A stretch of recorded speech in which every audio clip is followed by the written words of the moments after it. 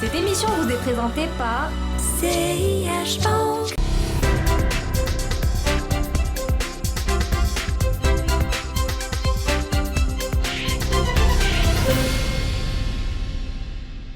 Mesdemoiselles, mesdames, messieurs, bonjour, bienvenue dans ce nouveau numéro de l'Hebdo des marchés. Cette semaine, nous vous proposons un sujet sur les performances des OPCVM depuis le début de l'année 2016, ainsi que leur rôle dans la destruction monétaire. Car oui, il existe une catégorie d'OPCVM qui crée une destruction monétaire qui s'observe à travers la baisse de l'agrégat M3. Comment se sont comportés les OPCVM jusqu'à présent? Quelles sont les performances par classe d'actifs? C'est l'objet de l'émission de ce lundi. حصريا عند سياش بنك كود 30 أول حساب مجاني لجميع الشباب أقل من 30 سنة. CIH Bank. La banque de demain, dès aujourd'hui. Sachez tout d'abord que l'industrie de la gestion d'actifs gère un montant total de 355 milliards de dirhams. C'est un chiffre qui est en hausse de 7,6% depuis le début de l'année 2016. Sans surprise, l'obligataire moyen long terme continue de drainer le plus de flux, avec pas moins de 57% de ce montant, c'est-à-dire 203 milliards de dirhams de fonds sous gestion. Le montant des fonds gérés par les OPCVM obligataires moyen long terme est en hausse de 16% depuis le début de l'année, car les investisseurs y trouvent un placement refuge face à la baisse des taux d'intérêt. Ces OPCVM détiennent généralement des obligations historiques dans leur portefeuille qui sont valorisées d'une manière bien plus élevée que celles des obligations qui sont émises depuis le début de l'année 2016. Pour leur part, les OPCVM diversifiés enregistrent la plus forte progression des montants sous gestion. Cette progression atteint 25,19% depuis le début de l'année 2016 et ce chiffre 16 milliards de dirhams.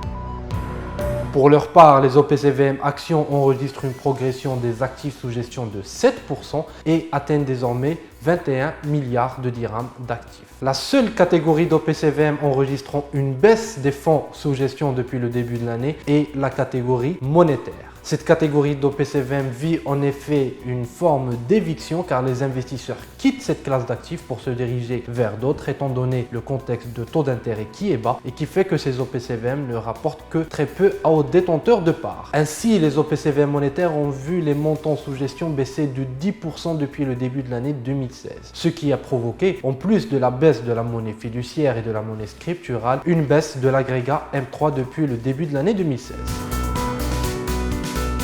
Ce dernier, l'agrégat M3, baisse de 1,3% sur les 5 premiers mois de l'année, dont une grande partie provient donc de ces OPCVM monétaires qui ont vu leur montant sous gestion baisser de quelques 6 milliards de dirhams. Une situation qui profite bien entendu à toutes les autres classes d'actifs, surtout à l'obligataire moyen long terme et à l'action qui lui vit un très bon début d'exercice 2016.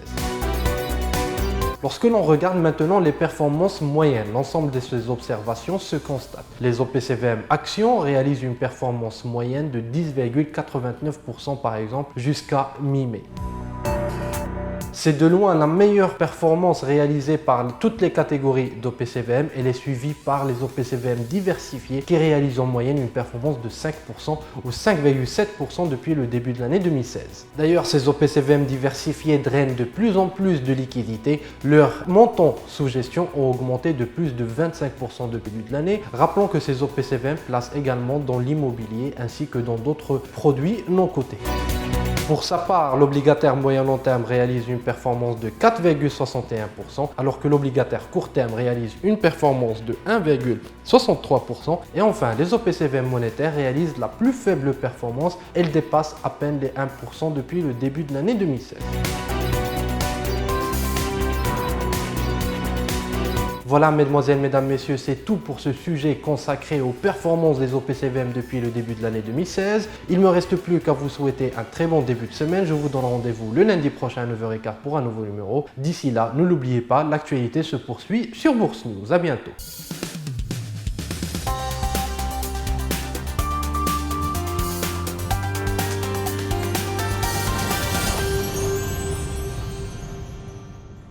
Cette émission vous a été présentée par CIH Bank.